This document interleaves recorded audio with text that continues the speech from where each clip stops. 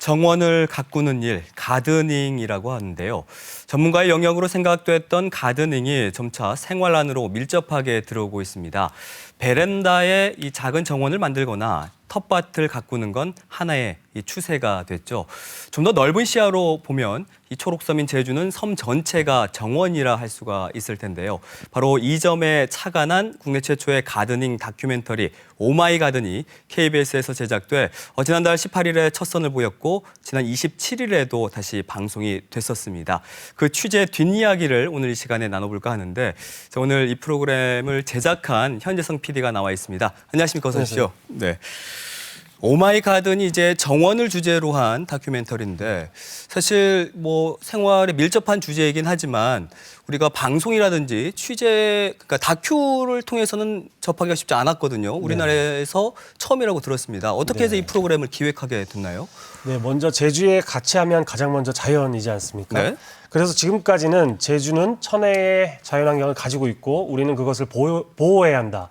이런 입장의 프로그램이 많았습니다. 물론 맞는 말이긴 한데요.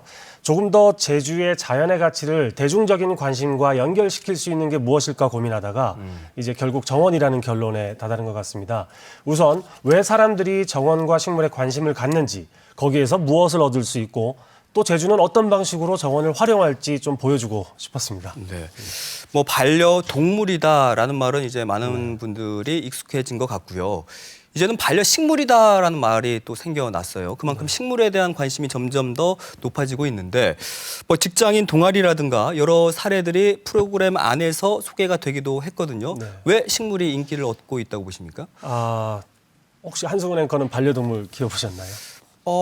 네, 한번 키워본 적이 있거든요. 네. 근데 사실 반려동물은 매우 감정적으로 사람과 동화되어 있지 않습니까? 네. 그래서 뭐 예를 들어 반려동물이 죽으면 큰 쇼크를 받기도 하는데요. 그렇죠. 네. 근데 일단 그런 면에서 반려식물은 그 정도가 다소 약하니까 사람들이 쉽게 접근을 할 수 있는 것 같고요. 두 번째는 사회가 복잡해지고 삶이 팍팍해질수록 쉬고 싶다, 뭐 힐링 받고 싶다라고 느끼는 사람들이 많지 않습니까? 바로 그 지점에서 식물의 필요성이 대두되는 것 같습니다. 보면 일단 편안해지고 다른 생각이 안 드는지 않습니까? 그러니까. 예. 근데 저 역시도 그렇고 정원하면 흔히들 뭐 유럽 문화다라고 네. 생각을 하기가 쉬울 텐데 어떻게 제주에서 정원 얘기를 이렇게 꺼낼 생각을 하셨어요? 네, 사실 잘 알려지진 않았는데요. 제주가 정원을 하기에 가장 좋은 곳입니다. 우선 제주 전체가 식물의 보고지 않습니까? 전 세계적으로 식물 다양성이 가장 풍부한 곳이 제주다. 뭐 이렇게 많이 말들 하는데요. 뭐 숲이나 곶자왈, 해안, 오름, 그다음 뭐 여러 자연 풍광에서 얻을 수 있는 정원의 소재가 매우 많습니다. 또한 프로그램에도 이제 제가 소개를 했는데요. 그 백회라고 하죠. 제주만 가지고 있는 독특한 소재를 정원으로 활용해서 성공한 사례 등을 이제 소개를 했는데요. 이렇게 제주의 천연 자원과 그다음에 독특한 문화를 결합시켜서 제주만의 정원을 만들면 제주를 찾는 사람들이 좀 다양한 관점에서 제주를 즐길 수 있지 않을까. 뭐 이렇게 생각해서 제주의 정원 이야기를 시작하게 됐습니다. 근데 어쨌든 간에 뭐 영상이라든지 사진으로 꽃과 나무를 찍는 것 자체가 쉽지만은 않은 작업이었을 것 같아요. 촬영하면서 뭐 많은 일들이 있었을 텐데 어떤 게 가장 기억에 남나요? 사실 정원을 찍는다는 것은 그 정원이 가장 아름다운 순간을 찾아야 되거든요. 근데 제가 보기에는 그게 아침 해 뜨기 직전이었어요. 아침 촬영을 하려면 보통 새벽 3시나 4시 정도에는 출근을 해서 준비를 해야 됩니다. 근데 그렇게 나와도 뭐 날씨가 변한다거나 아주 잠깐 사이 순식간에 이제 빛이 변한다거나 해서 한 장면도 못 찍을 때도 있거든요. 네네. 그때는 솔직히 좀 힘이 들고 스트레스를 받습니다. 그러니까 제가 또 현재성 PD가 술 좋아하는 거 아는데 네, 그래서 좀 늦게 들어가는 편이긴 한데 또 아침 일찍 나가려니까 많이 힘들었겠어요? 좀 술을 줄여야죠. 네. 그래서 그래도 이제 시청자들이 보고 좋아하시면 힘든 거는 좀 있고. 거기서 또 힘을 네, 얻는군요. 그렇습니다. 시청자 말씀이 나왔는데 네. 방송 후에 반응이 어떻던가요? 사실 요즘에는 SNS 등을 많이 참고를 하거든요. 네. 그래서 이제 보니까 생각보다 정원과 식물에 대한 관심이 아주 많다라는 걸 느꼈고요. 물론 좋아요라고 하죠. 그 호감도가 많다 차원이 아니라 가드닝 프로그램 한다. 여러분 같이 보십시다. 이렇게 적극적인 반응이 좀 많은 편이었습니다. 그래서 지금까지 아무래도 방송에서 잘 보지 못했던 소재이기 때문에 그런 대중과의 관심과 만나면서 제 생각에는 이게 또 하나의 장르가 될 가능성도 있지 않나 좀 조심스럽게 예상도 해봅니다. 그 오마이가든에서 도시 정원의 예로 뉴욕의 하이라인이 등장을 하더라고요. 이게 뭐 관광지로는 유명한 곳인데 이렇게 네. 또 등장을 하니까 새롭게 저는 받아들였는데 네. 뉴욕의 하이라인을 통해서 어떤 얘기를 하고 싶었던 겁니까? 네, 그 하이라인은 원래 철도가 다니는 고가도로였는데요. 이제 버스가 다니면서 철도가 필요 없으니까 방치가 됐었거든요. 네. 그런데 그곳에 정원을 가꾸면서 수백만 명, 한 500만 명 정도 됩니다, 연간. 그런 명소로 재탄생하게 되었습니다. 그래서 하이라인 이야기를 통해서 첫 번째는 이제 발상의 전환에 대해서 말을 하고 싶었는데요. 다 철거하고 새로 짓자 이런 게 아니라 예전의 분위기와 역사적 맥락을 고려해서 재창조하자라는 아이디어가 참 좋았고요. 네. 두 번째는 그 오랜 시간 공동체가 함께 여기에 참여해서 만들었다는 겁니다. 그래서 거의 한 20년에 걸쳐서 수많은 사람들이 참여하고 토론하고 또 치열하게 이 공간을 어떻게 공공의 이익에 부합하게 만들까 고민하는 그 지점이 감동적이었고 이 부분은 우리도 좀 주목을 해야 되지 않나 이렇게 생각합니다. 네. 그 시민들의 텃밭 공동체로 운영되는 그 뉴욕의 커뮤니티 가든 네. 여기를 보니까 그 제주의 우영파 느낌이 좀 많이 나더라고요. 네, 맞습니다. 저도 가보니까 좀 깜짝 놀랐는데요.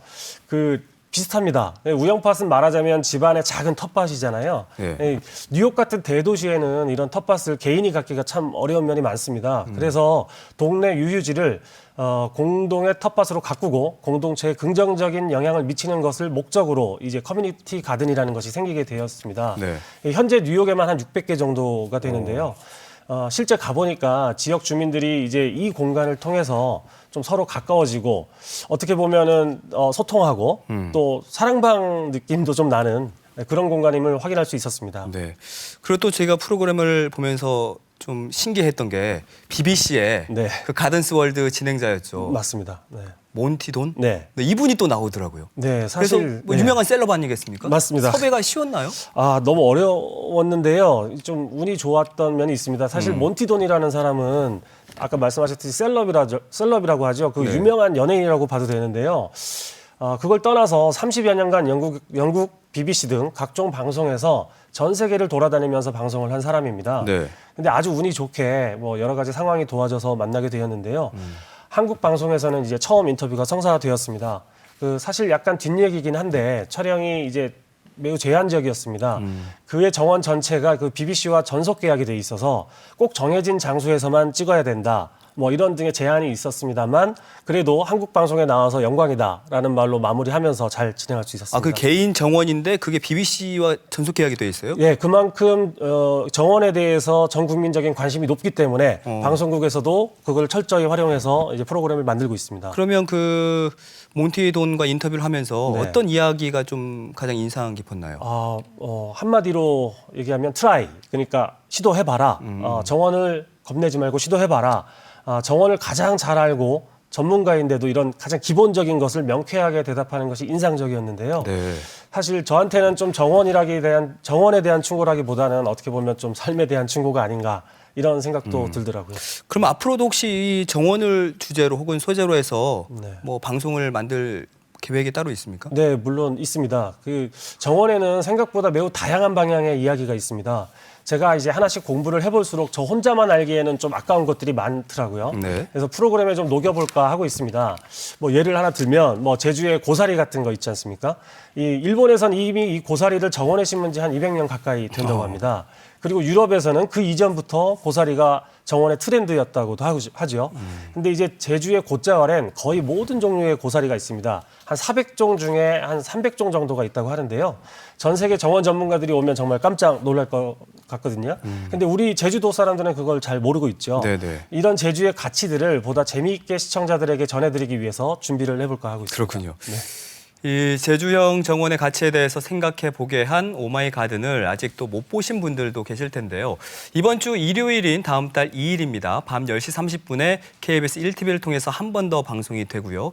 이번 기회에 또 시청하시면 좋을 것 같은데 네. 아직 그 시청하지 못한 분들을 위해서 또 PD로서 한 말씀 해주시죠. 네, 이게 제가 이제 몇 시간 전에 어느 분이 SNS에 남긴 글인데요. 한번 옮겨와 봤습니다. 그래서 뭐 오마이 가든을 보고 간밤에 언젠가는 나도 장화를 신고 풀 뽑기를 해볼 날을 고대하며 너무나 행복하게 잠들었다.